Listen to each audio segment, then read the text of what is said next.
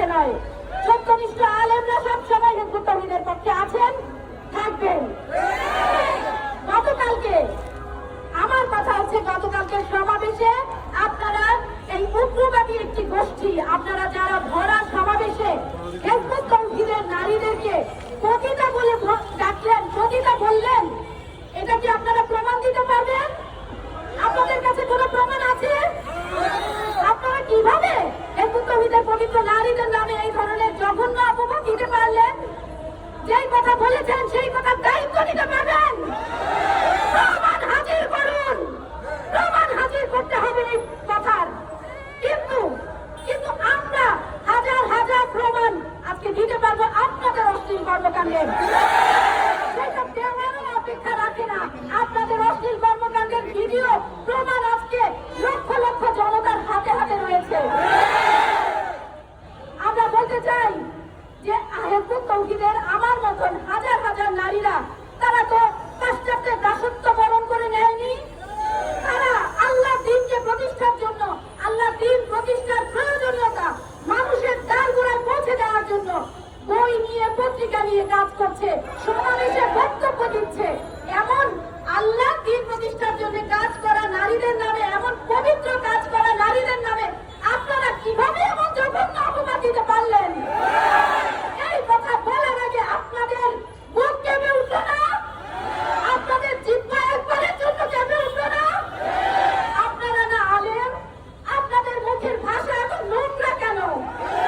আপনাদের মন এত সংকীর্ণ কেন? নারীদের ব্যাপারে আপনাদের মনে এত বিদ্বেষ কেন?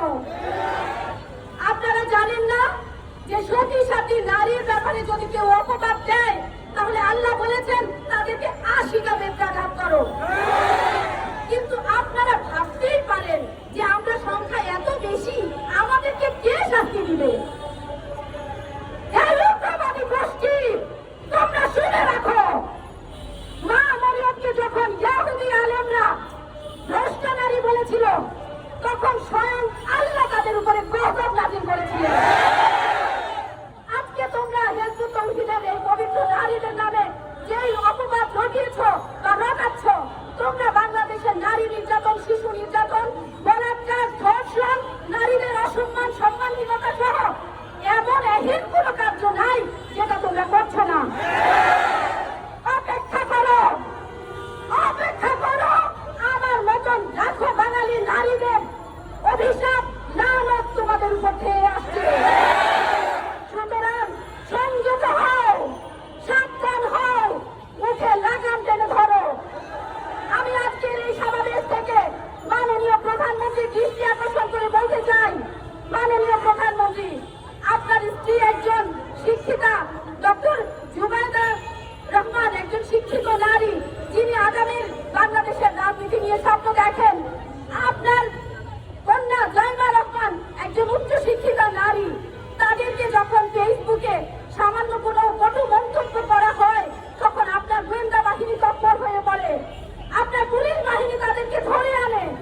এটাই হওয়া স্বাভাবিক, এটাই হওয়া উচিত। আমি আপনাকে বলতে চাই, গতকালকের এই প্রকাশ্য সমাবেশে হিজবুত তাওহীদের নারীদের বিরুদ্ধে যে পতিতা আখ্যা দেওয়া হয়েছে, যে এহেন মন্তব্য করা হয়েছে, সেই ব্যাপারে আপনি পদক্ষেপ গ্রহণ করুন। যদি তা না করেন, তাহলে মনে রাখবেন বাংলাদেশের কোন নারীর ইজ্জত, সম্মান আর অক্ষুণ্ণ থাকবে না। কারণ একটি নারীর সম্মান, একটি নারীর ইজ্জত পুরো পৃথিবীর নারীর সম্মান এবং ইজ্জতকে প্রতিনিধিত্ব করে। তাই আমি আপনার প্রতি আহ্বান জানাবো, আপনি এমন একটি এদেরকে আইনের আওতায় এনে, এই অপবাদকারী উগ্রবাদীদেরকে সঠিক বিচারের আওতায় এনে আপনি এমন একটি নজির সৃষ্টি করুন, এমন একটি প্রমাণ দেন যে বাংলার লাখ লাখ নারীরা যেন প্রমাণ পায় যে আমাদের প্রধানমন্ত্রীর কাছে বাংলাদেশের নারীদের ইজ্জত এবং সম্মান তার স্ত্রী এবং কন্যাদের ইজ্জত এবং সম্মানের মতোই পবিত্র এবং সুরক্ষিত। এই আহ্বান ব্যক্ত করে এই বিচারের দাবি জানিয়ে আমি আমার বক্তব্য শেষ করছি। আল্লাহ হাফেজ। আসসালামু আলাইকুম ওয়া রাহমাতুল্লাহ।